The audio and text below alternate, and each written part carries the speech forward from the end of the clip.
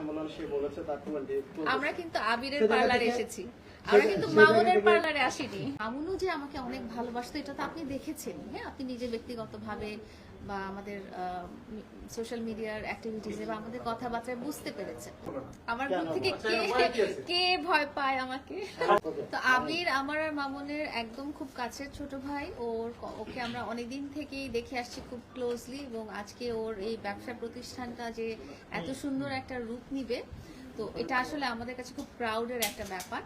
তো আবিরের জন্য অলওয়েজ শুভকামনা। আবিরের এটা হচ্ছে RX স্মার্ট কাট সেলুন, এটা হচ্ছে মিরপুর 1-এ রূপায়ণ টায়ারের লিফটের 8। তো লিফটের 9। এখন তো জানেন যে সেলুন বিজনেসটা একটা খুব ক্লাসিক পর্যায়ে চলে গেছে, মানে কি বলবো, শৈল্পিক পর্যায়ে চলে গেছে আর কি।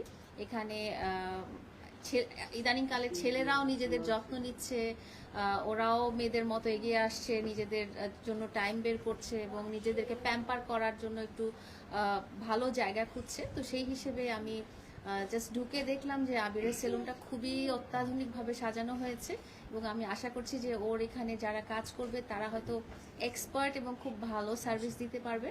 আপনারা যারা ভাইয়ারা আছেন এবং আপনাদের যারা পরিচিত বন্ধু বান্ধব সবাই আছেন, আমি রিকোয়েস্ট করব যে আপনারা আবিরের সেলুনে আসবেন এবং সার্ভিস নেবেন এবং সবাই ওর পাশে থাকবেন, কারণ এটা ওর প্রথম ব্যবসা প্রতিষ্ঠান, ওর জীবনের ফার্স্ট বিজনেস, এবং এই ফার্স্ট বিজনেসটা ও কিন্তু মা বাবার দোয়ার পাশাপাশি আমাদের দোয়া নিয়ে, আপনাদের দোয়া নিয়ে শুরু করতে চাচ্ছে। আপনাদের সাপোর্টটা পেলে ও জীবনে অনেক বড় আরো ভালো কিছু করতে পারবে। তো এই কামনা করছি, আপনারা সবাই ওর পাশে থাকবেন। ও আমার মনে হয় তুমি মামুনকেও দাওয়াত করেছিল। হ্যাঁ, মামুনকে আমি ইনভাইট করেছিলাম, মামুনকেও ইনভাইট করেছিল, কিছু মানে ব্যস্ত ছিল তো এইজন্য আসতে পারেনি। আসতে পারিনি। আমি যেহেতু আমার এত কাছের ছোট ভাই, আমি হাজার ব্যস্ত থাকি আর যেখানেই থাকি আমার একটুখানির জন্য হলেও আসতে হতো। এই জন্য আমি খুবই দুঃখিত আপনাদেরকে এতক্ষণ ওয়েট করে রাখার জন্য, কারণ আজকে রাস্তাঘাট একদম ব্লকেড হয়ে আছে বিকজ চলমান আন্দোলনের জন্য। তো একটু দেরি হয়ে গেছে, আপনারা ক্ষমা সুন্দর দৃষ্টিতে দেখবেন। আমি এখানে এসেছি আবিরের বড় বোন হিসেবে, ও আমাকে এই সম্মানটাই সবসময় দিয়েছে, এবং ফিতা কাটাটা ওর সম্মানের জায়গা থেকে আমাকে রিকোয়েস্ট করেছে বা আমাকে অনুরোধ করেছে বা আমাকে সম্মানিত করেছে ওইভাবে, যে তুমি আমার বড় বোন এবং তুমি আমার সেলুন ভাইকে নিয়ে এভাবে ফিতাটা কেটে করো, আমি এভাবেই করেছি। আমি যে সেলিব্রিটি না, আমি যে সাধারণ মানুষ, এটা তো আপনাদেরকে বলে দিতে হবে না। আমি একেবারেই খুব সাধারণ মানুষ, আমি একেবারেই সাধারণ চলাফেরা করতে যে ইদানিংকালে চলমান যে ট্রাফিক জ্যামটা, এটা আমি আসলে বুঝতে পারি, কারণ এইসব জায়গায় আমার খুব অহরহ যাতায়াত করা হয় না, যার কারণে যে আমি হয়তো ধরে নিয়েছি ম্যাপ দেখে যে 1 ঘন্টা লাগবে যেতে পৌঁছাতে, কিন্তু সত্যিকার অর্থে দেখা গেছে যে 2 থেকে 2.5 ঘন্টা লেগে গেছে। তো এটা আসলে মানে আমারই ব্যর্থতা, আমাকে আরেকটু স্মার্ট হইতে হবে আর কি। আমি আসার কারণে যে পরিমাণ ছাড়টা থাকতে পারে এটা আমার ভাই আবিরই বলে দিবে। বলো তো। আচ্ছা, বিষয় হচ্ছে আজকে তো 15 তারিখ, আজকে হচ্ছে আমার সেকেন্ড ওপেনিং। সো আজকে থেকে আমাদের সার্ভিস শুরু হবে না, আমাদের সার্ভিস শুরু হবে 16 তারিখ থেকে, মানে আগামীকাল থেকে। সো আগামীকাল থেকে হচ্ছে লাইলা আপুর জন্য আমি একটা ডিসকাউন্ট রাখছি, যারা হচ্ছে লাইলা আপুর কথা বলবে আইসা তাদের জন্য 25% ডিসকাউন্ট। সো যারা হচ্ছে আমার সেলুনে সার্ভিস দিতে আসবে আগামীকাল থেকে, লাইলা আপুর জন্য অবশ্যই আমি রাখছি একটা ডিসকাউন্ট 25%। আর তুমি আমার সাংবাদিক ভাইদের জন্য আরেকটু বেশি ডিসকাউন্ট দিতে হবে, 40% ডিসকাউন্ট দিয়ে আচ্ছা 40% ডিসকাউন্ট হচ্ছে আমার সাংবাদিক ভাই, এটা 1 মাসের জন্য জাস্ট, বেশি না। তখন 25% দিবে। হচ্ছে কি, এখানে হচ্ছে স্টুডেন্টের জন্য হচ্ছে 400 টাকার প্যাকেজ আছে, 700 টাকার প্যাকেজ, তারপরে 1200 টাকার প্যাকেজ, 1400 টাকার, 1600 টাকার প্যাকেজ আছে। তো 400 টাকার যে প্যাকেজটা আছে এটার মধ্যে রয়েছে আপনার hair cut, hair wash, hair set up, lips care, then হচ্ছে আরও মিক্স আছে। এটা যারা আসবে তারাই মানে দেখতে পারবে। সো এখানে স্টুডেন্ট থেকে শুরু করে আপনার হাই কোয়ালিটি পর্যন্ত, যারা ইচ্ছা নর্মাল থেকে শুরু করে হাই কোয়ালিটি পর্যন্ত যেই সার্ভিস দিতে চাই তারা সবাই সার্ভিস দিতে পারে। একটা বিজনেস জীবন, প্রত্যেকটা মানুষের একটা ড্রিম থাকে। সো আমার একটা ড্রিম ছিল যে আমি প্রবাসে যাবো না, বা যে কোনো একটা জিনিস, মানে আমার ফ্যামিলির ইচ্ছে ছিল আমাকে প্রবাসে দিবে, বাট আমার ইচ্ছে ছিল যে তুমি কন্টেন্ট করতেছি, সেক্ষেত্রে আমার একটা প্ল্যাটফর্ম আছে, আর সেই প্ল্যাটফর্মটা ইউজ করে আমি একটা বিজনেস স্টার্ট করি। সো মামুনকে দেখলাম, আবার অনেককেই দেখলাম, দেখে ইন্সপায়ার হইলাম যে সবাই সেলুন দিচ্ছে আর খুব ভালো চলতেছে। ভাবলাম যে আমি যেহেতু কন্টেন্ট ক্রিয়েট করতেছি, সেক্ষেত্রে আমিও এটা কিছু করি। সো এই জন্য মূলত আমি এইভাবেই মূলত আসলাম। না, আসলে আমার পিছনে এরকম কেউ নেই, বাট আমার পার্টনার আছে, মানে আমার সাথে আমার একা তো এত বড় বিজনেস দেওয়া পসিবল না।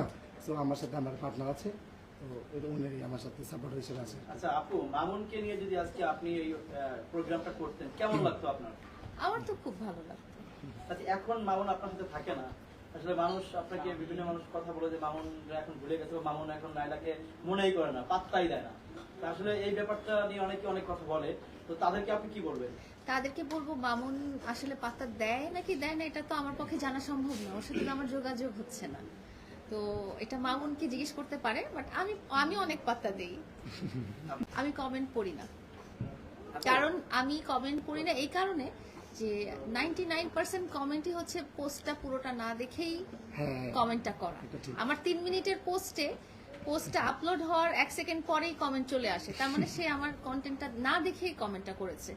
তো এই জন্য সব ধরনের কমেন্ট আমার পড়ার দরকার নেই। আমি যেটা বুঝে নিই যে ঠিক আছে এটা একটা কনস্ট্রাকটিভ, বা এটা আসলে আমার শেখার কিছু আছে বা বুঝার কিছু আছে, বা আমার ভুল ধরেছে, সেটা আমি না কেন খারাপ লাগবে, ওনারা তো আমাকে ব্যক্তিগতভাবে চিনে না। এটা কি মামুন কখনো বলেছে নির্লজ্জ? মামুন কখনো বলেছে বেহায়া? মামুন যদি না বলে তাহলে মামুনের ছবিতে অন্য কেউ বলে গেলে সেটা আমার কাছে কোনো গুরুত্ব পাবে না।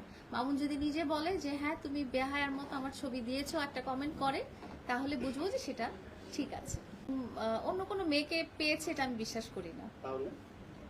তাহলে আবার কি এটা? আচ্ছা, আপনি আমাকে জিজ্ঞেস করতে পারেন যে তুমি মামুনকে ছেড়ে চলে যাচ্ছ, বা সেই কারণটা আমি বলতে পারবো, কিন্তু মামুন কেন ছেড়ে চলে গেছে সেটা তো মামুন বলতে পারবে। না, দীর্ঘদিন যেহেতু আপনারা একসাথে ছিলেন, দীর্ঘ 4 বছর, এই যে আমি বলেছি কোনো মেয়ের কারণে সে ছেড়ে যায়নি, এতটুকু বুঝতে পেরেছি। আচ্ছা, মামুনের সাথে কি এখন নিয়মিত যোগাযোগ হয় কিনা? আমার সাথে কোনো যোগাযোগ হয় জেল থেকে যেদিন ও ছাড়া পেয়েছে, তখন ছাড়া পাওয়ার আগেই আমি একটু ওর সাথে কথা বলেছিলাম।